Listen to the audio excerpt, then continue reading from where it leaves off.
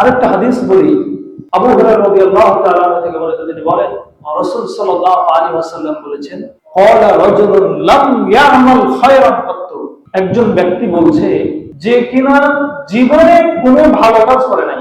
লাম ইয়ামাল খায়রান কাত্তু, যে জীবনে কখনো কোনো ভালো কাজ করে নাই, এরকম একজন ব্যক্তি বলছে, তার ছেলেদেরকে ডেকে বলছে যে ফাইজা মাতা রাজুল, তার নিজের দিকে ইঙ্গিত করে বলছে যে যখন এই লোকটা মারা যাবে ফাহারিকুহু, তোমরা এই লোকটাকে আগুন দিয়ে জ্বালিয়ে দিবা। একজন ব্যক্তি যে জীবনে কখনো ভালো কাজ করে নাই, সে তার ছেলেদেরকে ডাক দিয়ে তারপরে বলছে যে এই লোকটা যখন মারা যাবে তোমরা একে আগুন দিয়ে জ্বালিয়ে দিও।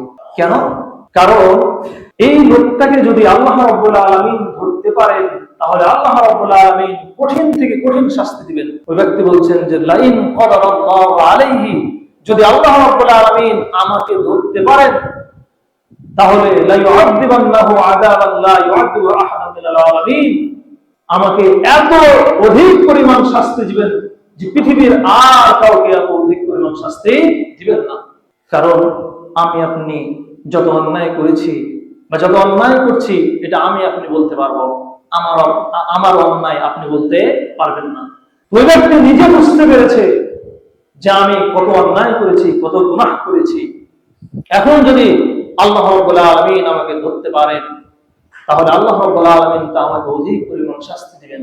এখন তার ছেলেদেরকে বলছে যে তোমরা এই আত্মাটা মারা গেলে তোমরা একে দাফন কাফন করিও না, একে আগুন দিয়ে জ্বালিয়ে দিবা। কেন? তার কথা হলো যদি আগুন দিয়ে জ্বালিয়ে দেওয়া হয় তাহলে হয়তো আল্লাহ রাব্বুল আলামিন ধরতে পারবেন না। সে আল্লাহর আযাবকে ভয় করে নিজেকে বলছে যে আগুন দিয়ে জ্বালিয়ে দিবা যখন মারা যাবে তখন। তাহলে তার অন্তরে আল্লাহ রাব্বুল আলামিনের ভয় আছে। সে অন্যায় করার পরে বুঝতে পেরেছে যে না, আমি অন্যায় করেছি, আমার মাপ চাওয়া উচিত, ক্ষমা চাওয়া উচিত। যখন যখন লোকটি মারা গেল,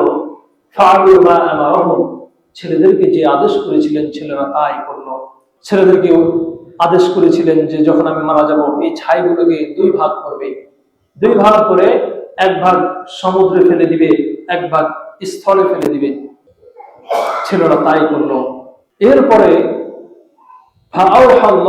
আল্লাহ রাব্বুল আলামিন ওহী করলেন ইলাল বাহরি, সমুদ্রের কাছে আল্লাহ রাব্বুল আলামিন ওহী করলেন, সমুদ্রকে নির্দেশ দিলেন যে তোমার মধ্যে যত ছাই ফেলা হয়েছে তুমি সব জমা করো। সমুদ্রের মধ্যে যত ছাই ফেলা হয়েছিল সব জমা করা হলো। ওয়া আমারাল্লাহুল বাররা ফাজামা মা ফিহি, জমিনকে নির্দেশ দিলেন জমিন তোমার উপরে যত ছাই আছে তুমি জমা করো। জমিন ছাই জমা করলো। জমা করার পরে আল্লাহ রাব্বুল আলামিন তার আকৃতি দিলেন। যাকে আগুন দিয়ে পোড়ানো হয়েছিল তাকে আকৃতি দান করলেন।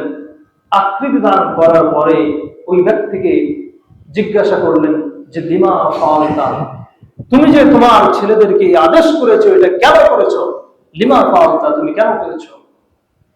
তখন ওই ব্যক্তি বলছে মিন খাশিয়াতিকা, আপনার ভয়ে করেছি, ওয়া আনতা আলাম, আর আপনি ভালো জানেন।